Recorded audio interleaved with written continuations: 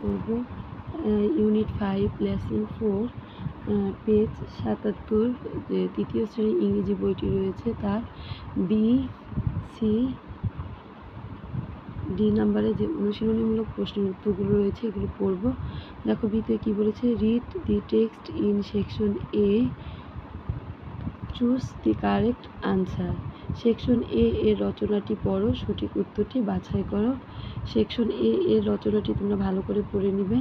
এরপরে 1 নম্বরে বলেছে Aishi goes to school with her কি ফাদার, ঐশী তার বাবার সাথে কি বিদ্যালয়ে যায়।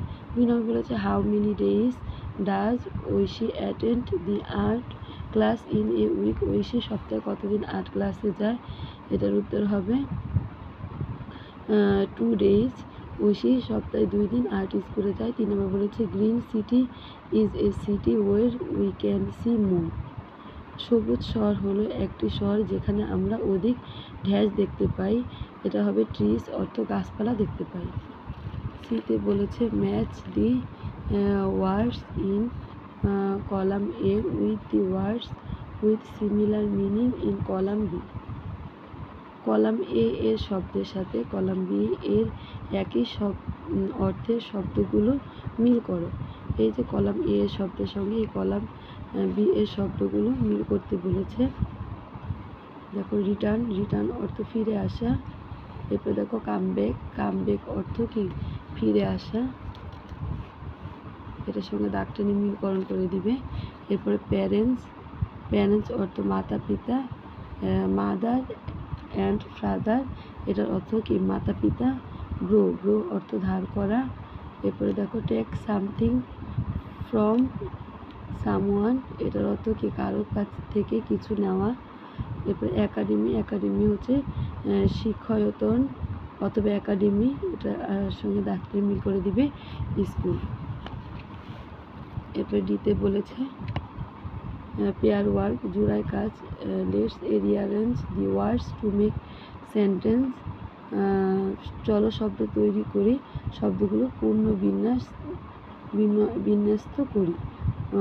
1 ইজ ডান ফর ইউ, একটা তোমাদের জন্য করে দেখানো হলো।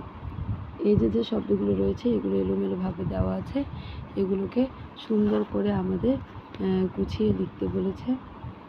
দেখো শিপ রোজ, এগুলোকে আমরা এখন সাজিয়ে লিখবো, এটাই হচ্ছে রিয়ারেঞ্জ।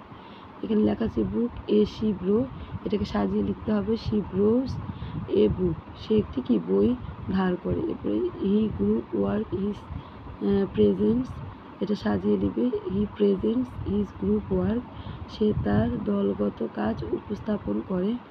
এরপরেরটি হবে মাই শার্ট ইজ বিউটিফুল, আমার শার্টটি সুন্দর। We went a green city, আমরা একটি সবুজ নগরী চাই। এরপরে দেখো Titu keeps his city clean, Titu তার নগরীকে পরিচ্ছন্ন রাখে। ফ্রাইডে ইজ এ হলিডে, শুক্রবার একটি ছুটির দিন। এভাবে তোমরা এগুলোকে এই এলোমেলো রিঅ্যারেঞ্জগুলোকে সুন্দরভাবে সাজিয়ে লিখবে। এরপরে তোমরা এই অনুচ্ছেদটি খুব ভালো করে, এই রচনাটি খুব ভালো করে অর্থ সহকারে পড়ে নিবে, যে অর্থ সহকারে রচনাটি পড়ে নিবে। তাহলে শিক্ষার্থী বন্ধুরা চ্যানেলটি সাবস্ক্রাইব করে পাশেই থেকো, আর ভিডিওটিতে লাইক দিতে ভুলো না। আজকের মতো এই পর্যন্ত, আল্লাহ হাফিজ।